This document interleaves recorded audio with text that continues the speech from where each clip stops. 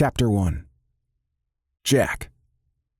I stared at my email while the blood drained from my face to my toes. To Jack Wild.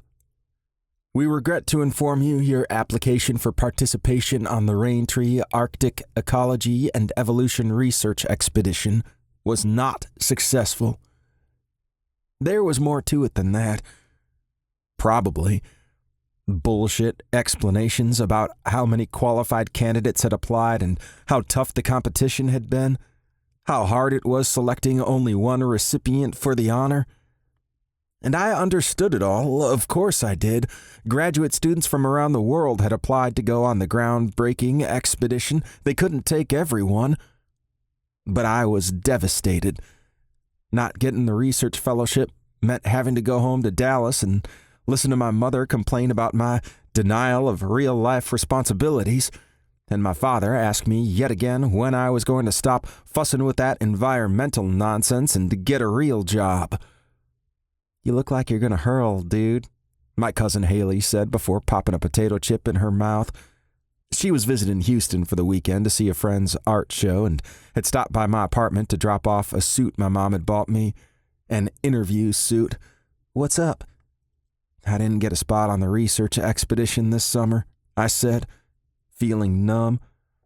"Everyone I talked to said they thought I was already considered part of the team.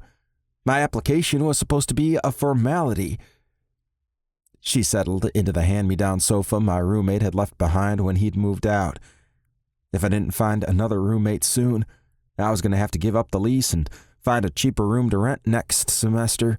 It was either that or ask my parents for help, which would occur precisely when hell froze over. "What do you think happened?" Haley asked.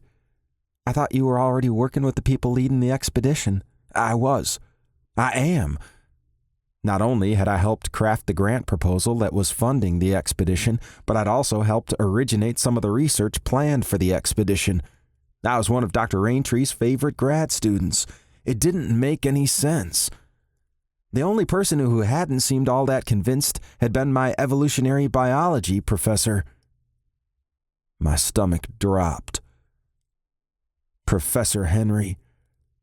The only person in my academic community who still treated me with cold indifference had been responsible for one of the two most important recommendations on my application. If I hadn't been chosen for the expedition, it had to have been something Professor Henry wrote. My fingernails bit into my palms. "That fucking bastard," I hissed under my breath. Haley's eyes widened. "Who?" "My evolutionary biology professor. He was supposed to write me a recommendation for the program, but the man hates me. He won't even make eye contact with me and acts like every time I ask him a question, I'm wasting his time. I'm sure this is on him." "Why would he hate you? You're smart as hell and the hardest worker in the whole family." I loved my cousin's loyalty. She was a fierce defender of the people she loved. I shot her a smile. "Thanks, Haley. But it doesn't matter. It's done.